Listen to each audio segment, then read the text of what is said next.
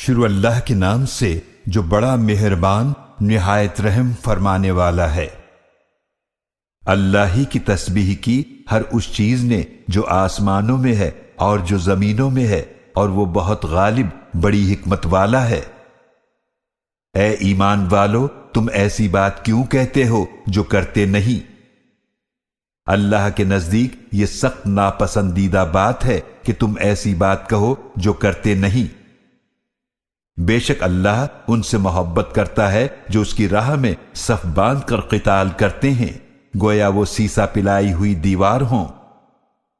اور یاد کرو جب موسیٰ علیہ السلام نے اپنی قوم سے فرمایا، اے میری قوم، تم مجھے کیوں اذیت دیتے ہو حالانکہ تم جانتے ہو کہ میں تمہاری طرف اللہ کا رسول ہوں۔ پھر جب انہوں نے ٹیڑھ اختیار کی تو اللہ نے ان کے دلوں کو ٹیڑھا کر دیا، اور اللہ فاسق قوم کو ہدایت نہیں دیتا۔ اور یاد کیجئے جب عیسیٰ ابن مریم علیہ السلام نے کہا، اے بنی اسرائیل، بے شک میں تمہاری طرف اللہ کا رسول ہوں، تصدیق کرنے والا ہوں، اپنے سے پہلے آنے والی کتاب تورات کی اور اس عظمت والے رسول صلی اللہ علیہ وآلہ وسلم کی خوشخبری دینے والا ہوں جو میرے بعد تشریف لائیں گے، جن کا نام احمد صلی اللہ علیہ وآلہ وسلم ہے۔ پھر جب وہ رسول صلی اللہ علیہ وآلہ وسلم ان کے پاس واضح نشانیاں لے کر آئے، وہ کہنے لگے یہ تو کھلا جادو ہے۔ اور اس شخص سے بڑا ظالم کون ہوگا جو اللہ پر جھوٹ باندھے حالانکہ اسے اسلام کی طرف بلایا جا رہا ہو، اور اللہ ایسی ظالم قوم کو ہدایت نہیں دیتا۔ وہ چاہتے ہیں کہ اللہ کے نور کو اپنے منہ کی پھونکوں سے بجھا دیں، اور اللہ اپنے نور کو پورا فرما کر رہے گا، خواہ کافروں کو کتنا ہی ناگوار ہو۔ وہی اللہ ہے جس نے اپنے رسول صلی اللہ علیہ وآلہ وسلم کو ہدایت اور دین حق کے ساتھ بھیجا تاکہ وہ اسے ہر دین پر غالب فرما دے، خواہ مشرکوں کو کتنا ہی ناگوار ہو۔ اے ایمان والو، کیا میں ایسی تجارت کی طرف تمہاری رہنمائی کروں جو تمہیں دردناک عذاب سے بچا لے؟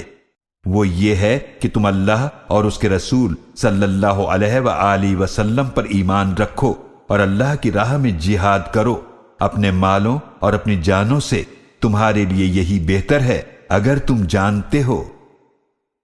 وہ اللہ تمہارے گناہ بخش دے گا اور تمہیں ایسے باغات میں داخل فرمائے گا جن کے نیچے نہریں بہ رہی ہوں گی، اور نہایت عمدہ رہائش گاہوں میں ٹھہرائے گا جو ابدی جنتوں میں ہیں، یہی بہت بڑی کامیابی ہے۔ اور ایک دوسری دنیاوی نعمت بھی عطا فرمائے گا جسے تم پسند کرتے ہو، وہ اللہ کی طرف سے مدد اور جلد ملنے والی فتح ہے۔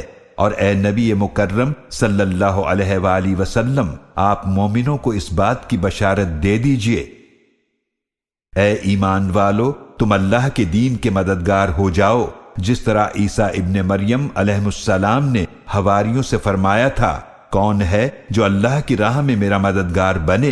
حواریوں نے کہا، ہم ہیں اللہ کے دین کے مددگار۔ تو بنی اسرائیل کا ایک گروہ ایمان لے آیا اور ایک گروہ نے کفر اختیار کیا، چنانچہ جو لوگ ایمان لائے تھے ہم نے ان کے دشمنوں کے مقابلے میں ان کی مدد کی تو وہ غالب ہو گئے۔